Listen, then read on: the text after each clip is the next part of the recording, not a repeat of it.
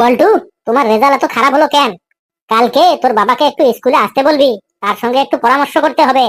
কিন্তু তার জন্য যে ফি লাগবে স্যার। ফি? ফি আবার কিসের জন্য লাগবে? কেন স্যার, আপনি জানেন না আমার বাবা যে উকিল? ফি ছাড়া কোনো বিষয়ে কারোর সঙ্গে পরামর্শ করে না। আমি সেটা দেখে নেব। তুই কালকে তোর বাবাকে স্কুলে আসতে বলিস। হাবুল্লে, তুই দাঁড়া তো। বল্টু, তুই বস। হাবুল্লা, তুই বলতো, সরস্বতী হলেন বিদ্যার দেবী, তার চরণ তলে আশ্রয় পেয়ে যে কেউ বিদ্যাসাগর হয়ে উঠতে পারে। এর উপরে কিছু বল। তাহলে হাঁস বেচারাটা সারা জীবন শুধু প্যাক প্যাক করা ছাড়া কিছুই শিখলো না কেন স্যার? এই তোকে আমি কি বলতে বললাম, আর তুই এসব কি উল্টো পাল্টা বলিস? হাবুল্লা, রাম চুরি করেছে, ভবিষ্যৎকালে এটা কি হবে বলতো? রাম চুরি করেছে, ভবিষ্যৎকাল কি হবে? ঠিক আছে স্যার, বলছি। রাম ধরা পড়লে গণধুলাই খাবে, ধরা না পড়লে আবার চুরি করবে। তুই দাঁড়া, বেঞ্চের উপর দাঁড়া, তুই দুই হাত তুলে দাঁড়া। কাল যে আমি একটা টাস্ক দিয়েছিলাম, যে বাড়ি ফিরে তোমরা বাবা মার কথাবাক্য শুনবে, তার মধ্যে নতুন যে ইংরেজি শব্দ পাবে তার অর্থ অভিধানে দেখে নিয়ে তার একটা বাক্য রচনা করে নিয়ে আসতে। কে করে নিয়ে এসেছো? স্যার, আমি স্যার করে নিয়ে এসেছি। ঠিক আছে, তাহলে বল। Yes sir. কাল রাতে মা বাবার মধ্যে একটাই নতুন শব্দ পেয়েছিলাম স্যার। তা তুই কি শব্দ পেলি? স্যার, আমি প্রেগনেন্ট। না মানে স্যার, আমি প্রেগনেন্ট শব্দটা পেলাম, মানে দেখলাম to carry a child. Very good, very good. তা বাক্য রচনা করেছো? ইয়েস স্যার, বাক্য রচনাটা করেছি। তা কি বাক্য রচনা করলি? শোনাও তো শুনি একটু। The fire brightsman rescue a child from the upper floor of a blazing house and come down pregnant. হ্যাঁ, বলিস কি রে, তুই এটা কি বাক্য রচনা বানিয়েছিস? তুই দাঁড়া, তুইও ব্রেঞ্চের উপরে দাঁড়া। পেছি, তুই দাঁড়া তো। ইয়েস স্যার, দাঁড়িয়েছি। তুই বলতো, সৃষ্টি শুরু হলো কেমন করে? স্যার, ঈশ্বর প্রথমে পৃথিবী গড়লেন, তারপর জীবজন্তু তৈরি করলেন, তারপর বানর তৈরি করে পৃথিবীতে পাঠালেন। এইভাবে সৃষ্টি শুরু হলো। কেন ঈশ্বর মানুষকে তৈরি করে পৃথিবীতে পাঠাননি?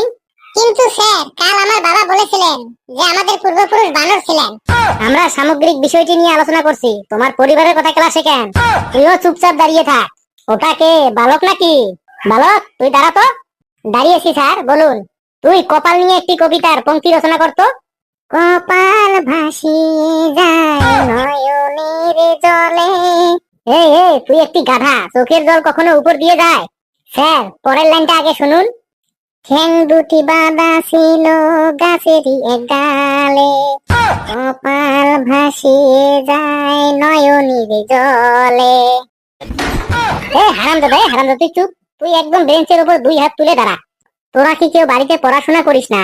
আমি প্রশ্ন করি একটা, তোরা উত্তর দেশ আর একটা। বল্টু, তুই দাঁড়া তো। S sir. আচ্ছা তুই বলতো, দেশে বন্যার সম্ভাবনা দেখা যাচ্ছে, এর ভবিষ্যৎকাল কি হবে? এর ভবিষ্যৎকাল হবে জননেতা এবার দেশ সফরে বেড়াবেন। তোরা কি জানো, মার্কিন যুক্তরাষ্ট্রে একটা 15 বছরের ছেলে নিজের পায়ে দাঁড়িয়েছে, আর তোরা এক একটা বুড়ো হুলো বান্দর হয়েছিস, কিন্তু এখনো একটা পড়াশোনা করতে পারো না। কিন্তু স্যার, আমাদের দেশে তো একটা 3 বছরের বাচ্চাও নিজের পায়ে দাঁড়াতে পারে।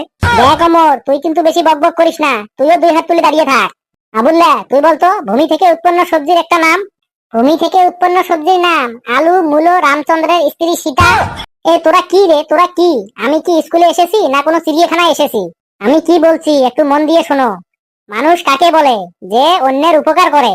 তাহলে স্যার, আপনি মানুষ নন, কারণ পরীক্ষার হলে আপনি আমাদের কোনো উপকারে আসেন না। যারা আমাদের সাহায্য করতে এগিয়ে আসে তাদেরও সাহায্য করতে দেন না। তোরা কি স্কুলে পড়তে আসিস না ফাজলামি করতে আসিস? তুইও হাত তুলে দাঁড়া। স্যার, আমার মাথাটা কেমন জানি ঝিমঝিম করছে, আমি হাতটা নামাবো স্যার? তোর মাথা ঝিমঝিম করুক আর টিমটিম করুক, তুই হাত নামাতে পারবি না। তোকে আমি একটা প্রশ্ন করব, যদি তুই ঠিক ঠিক উত্তর দিতে পারিস তাহলে তুই হাত নামাতে পারবি। ঠিক আছে স্যার, তাড়াতাড়ি প্রশ্নটা বলুন স্যার। কোন প্রশ্নের উত্তর দেওয়াটা তোমার পক্ষে কঠিন? স্যার, কোনো প্রশ্নই আমার কাছে কঠিন নয়, সব প্রশ্নের উত্তর আমি দিতে পারি। কেবলমাত্র যে প্রশ্নটা আমাকে করবেন ওই প্রশ্নের উত্তর দেওয়া আমার পক্ষে সম্ভব নয়। তুই দাঁড়িয়ে থাক, তুই 1 ইঞ্চিও হিলবি না। স্যার, আমার পাটা ঝিমঝিম করছে স্যার, আমি বসবো? ঠিক ঠিক প্রশ্নের উত্তর দিতে পারলে বসবি। ঠিক আছে স্যার, প্রশ্নটা বলুন স্যার। বলো তো, নেপাল দূরে না চাঁদ দূরে? নেপাল দূরে স্যার, নেপাল। কি করে নেপাল দূরে? কারণ রোজ রাতে আমাদের বাড়ি থেকে চাঁদ দেখা যায়, কিন্তু নেপাল মোটেও দেখা যায় না। তোরা কি আমাকে পাগল বানাবি নাকি? এমনিতে আমি বিপির ওষুধটা আনিনি। স্যার, আমার পাটা খুব ঝিমঝিম করছে স্যার, আমাকে আরেকটা প্রশ্ন ধরুন স্যার, আমি ঠিক ঠিক উত্তর দিয়ে দেবো। ঠিক আছে, তুই বলতো, রাম ফেল করেছে, এই কথাটা ভবিষ্যৎকালে কি হবে? ভবিষ্যৎকালে আর কি হবে স্যার, রাম ওই একই ক্লাসে 1 বছর আরো পড়বে। স্যার, আমার মাথাটা খুব ঝিমঝিম করছে স্যার, আমি বসবো স্যার? না, তুই বুঝতে পারবি না, তুই আগে বল, পিঁপড়ে আমাদের কি উপকারে আসে? যদি ঠিকঠাক উত্তর দিতে পারিস তাহলে তুই বুঝতে পারবি। পিঁপড়া পিঁপড়া আমাদের বহুত উপকারে আসে। তার থেকে সবচেয়ে বড় উপকার যেটা হয় সেটা হলো মা কোথায় মিষ্টির ভাল লুকিয়ে রেখেছে সেটা পিঁপড়ে আমাদেরকে জানিয়ে দেয়। হ্যাঁ বাবা, তুই একটু এদিকে আয় তো। দেখছেন স্যার, আমি একদম ঠিক ঠিক উত্তর দিয়ে দিয়েছি। এই নে, এই নে হারামজাদা, পিঁপড়ে মিষ্টির ভাল লুকিয়ে রাখার খবর দেয় তোকে। এই নে, এই নে, এই নে। স্যার, শুধু শুধু আমাকে মারলেন কেন স্যার? আমি কি দোষ করেছি স্যার? কি দোষ করেছিস? যা বেঞ্চের উপরে যা দুহাত তুলে দাঁড়িয়ে থাক। এসি, তুই বলতো বাড়িতে হঠাৎ করে আগুন লাগলে আমাদের কি করতে হয়? বাড়িতে আগুন লাগলে দৌড়ে ঘর থেকে পালিয়ে যেতে হয়। ও দেখছি আরো এক মহাপণ্ডিত। তুই হাত তুলে দাঁড়িয়ে থাক। বল্টু, তুই বলতো চাঁদ ও সূর্যের মধ্যে দূরত্ব কতটা সময়ের? স্যার, সর্বমোট দূরত্ব 12 ঘন্টা। কি করে 12 ঘন্টা? কারণ স্যার, সূর্য ওঠার 12 ঘন্টা পর চাঁদ ওঠে। হ্যাঁ, বলিস কি রে, 12 ঘন্টার সময়? আমি আর তোদেরকে পড়াতে পারবো না। তোদের ক্লাসে আর একটু সময় থাকলে আমি স্ট্রোক করে মারা যাবো। তোরা যা পারিস নিজে নিজে পড়, আমি গেলাম। এরা তো ছাত্র না, এরা হলো এক একটা হুলো বান্দর। আমার মাথাটা কেমন জানি ঝিনঝিন করছে। আজকে তো প্রেসারের ট্যাবলেটটাও আনিনি। বন্ধুরা, ভিডিওটি কেমন লাগলো একটু কমেন্টে জানাবেন, লাইক করবেন, যত পারেন শেয়ার করবেন। আমাদের চ্যানেলটি সাবস্ক্রাইব করে আমাদের পাশে থাকবেন। হাসতে থাকুন, সুস্থ থাকুন, যত বেশি হাসবেন তত বেশি সুস্থ থাকবেন।